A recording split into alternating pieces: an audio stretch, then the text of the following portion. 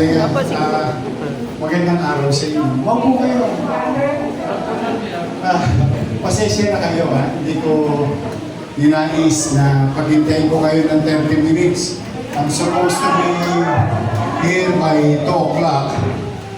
But the thing is, napahaba yung kwento. Ayan.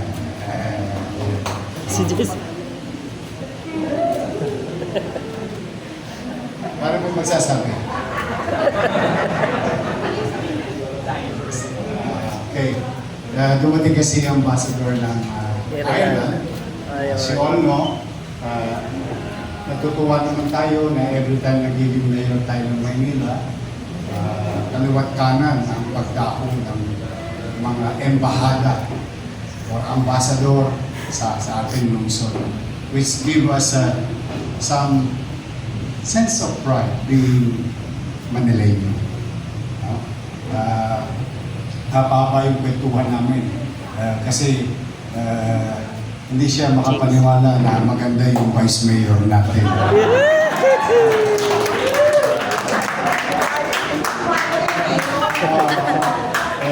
Women's month ngayon. But I requested really Hero to see you. Ako nakisunod gusto kong makita yung mga lolo't lola ko. At lalo na siyempre yung PWD natin. Kasi alam niyo naman, project ko to noong una ko pang termino. Ever since, kasi ang pamantayan ko, bakit yung mga Hapon kaya pa ng mga lolo't lola nila? Bakit yung mga taga Hong Kong kaya pa ng mga lolo't lola nila? Matitibay din naman yung mga lolo't lola kong Manileño. Diba? May asim pa. That's why it became a policy of the city government of Manila during under our watch. Nang binigyan niyo ako ng unang pagkakataon, 2019-2020. Ngayon, salamat sa inyo, binalik niyo ako, ay binabalik ko unti-unti yung mga nasimulan na natin at pinalalawak natin. So I'm happy today, 46. Thanks to Jollibee, Shakey's, Papay, Jollibee Group, lahat sila. Tapos may bago pa. Pati Starbucks, nag-hire na rin ng senior. Kaya lang hindi kayo pwede sa mocha frappuccino, ha? Wala pumalo yung mga diabetes. I'm really happy, excited, and proud of our PWD and senior citizen, with all honesty. Happy na, excited pa ako para sa inyo. And this is the effort of the city. Mapapansin nyo naman, sa Maynila, spoiled ang matanda. Bukod sa pagiging spoiled, additional value and recognition, and still that you can be part of the economic ng syudad. But you're still being valued, and importance is being given to each and every senior of Manila. Kaya I'm proud of you, galingan ninyo, ha? Kaya pa ba ng mga buto-buto nyo? Kaya ba? Kasi marami na nauna sa inyo by the thousands. And this will be additional roster, and especially to our PWDs. I love you. Kasi sa senior ko na sinasabi yun eh. Sa kalaga, I love you. Ano yung problem ako sa kanila?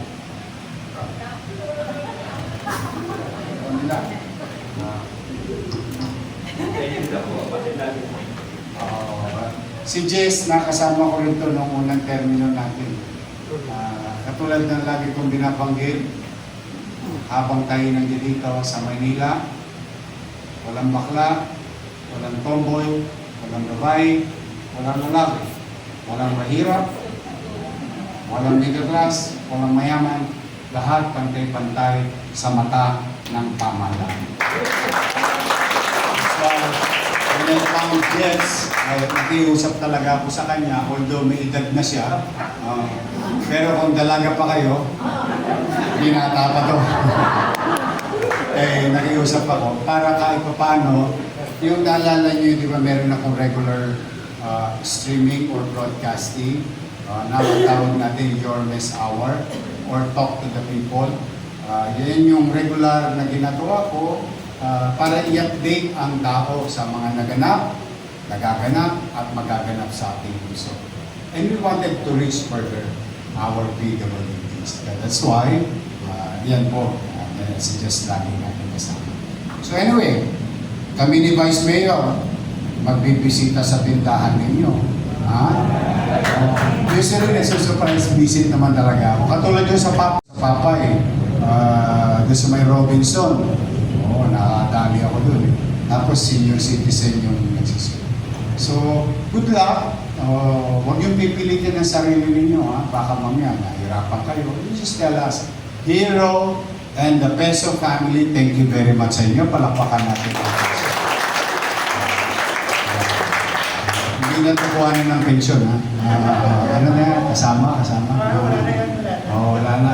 Hindi na ito kasama, hindi na ito baka. Talaga naghahanap siya ng trabaho para sa ating mga bilang panghuli, kumanatag kayo, walang kumahirap ang buhay. Napakahirap. I think marami sa inyo kaninang umaga nasa palengke. Nasa grocery. Naramdaman nyo na. Naramdaman nyo na. Yung bigat, yung chili, yung epekto. Pero wala mo tayong magagawa. Hindi naman tayo may kagagawa niyan. Ibang bahagi ng mundo. Yan ang hindi natin magagawa ng paraan. Tama? Pero bilang pamahalaan, the city of Manila, pumanatag kayo, nagkagayak na ako sa mga bagay na may paramdaman lamang natin. Ang target namin siguro about 300,000 individuals na maibsan yung lagapak ng tao sa semento, malagyan ko man lamang ng albumbra para hindi masyadong masakit. Yan, pipilitin kong gawin sa mga darating na araw. Iawa ang Diyos, pagkabat gipit na tayo, pero mauna na kayo. Mauna muna ang taong bayan. At makaramdam na meron silang pamahalaan o may gobyerno sa lungsod ng Manila. At kumanatag kayo, kung kailangan kong magharbat, mamalimos sa national government, then so be it. You know, a father or a mother, parent for that matter, will do everything. Mairaos lang niya ang kanyang mga anak. Tama ba? And that's the way I look at it, our situation. Kaya I'll do my best. Makaramdam tayo ng mga gawain sa darating na. And natutuwa nga ako, habang nagkukwentuhan tayo ngayon, may mga 3,000 katulad ng kahapon na mga senior citizen tatanggap ng 10,000. Yung mga paga 80, 85, 90, 95. Yung batas na ipinasa sa panahon ni President Bongbong Marcos, February 26, 2024, if I'm not mistaken, ay ipinatutupad na ngayon dito sa Maynila. Oo, natutuwa ko nga po, paldo-paldo yung mga lolo-lola ko sa sa Tondo, District 1. Today is District 2. Tomorrow, District 3, 4, 5, and 6 through the leadership of our Director Pet Rivera. Katulad ni Hero, is also a director. Tapos, bali ba, yung bagay na pinagpapasalamat ko naman kay Presidente, ay dala ng ipinatupad dito. Siyempre, humigit tumulang ilang libo rin yun. Halos 11,000 senior citizen na makararamdam ng batas na yun. Kaya kayo, sa Maynila, pahabaan ng buhay. Kasi dito, sa Maynila, maraming porbensyo ang mga lolo't lola ko. Dadalihin ko pa ulit yung insure. nagpapahanda na ako para ito sa taon na ito. Natatanggap niyo ba yung mga cake? Babalik na. O tapos, meron pa akong, baka meron akong gawing i-advance. Babalitaan ko naman kayo. Namumulita na lang ako muna. After that, iaarya ko ulit sa tao.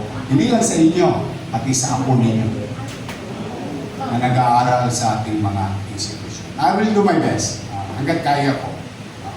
Sabi nga ni sa pelikula ni Sharon Cuneta, pasan ko ang daigdig. Pero ay bagay na aking pinipapasalamat sapagkat kahit na ako'y parang apo nyo lang o anak nyo lang, ipinagkatiwala nyo sa akin ng pamilya ninyo. At kung manatag kayo, magpantay man ang paa ninyo, hindi natin alam kung kailan eh. Diba? Rest assured, you can be assured that your city government is there for them. That their city government will work hard to have a better future. Pagbubuti ang syudad ng pamalang lungsod ng Maynila para sa kapakanan ng apo at saling lahi. So, good job. Galingan nyo. Pwede ba ako magpa-picture?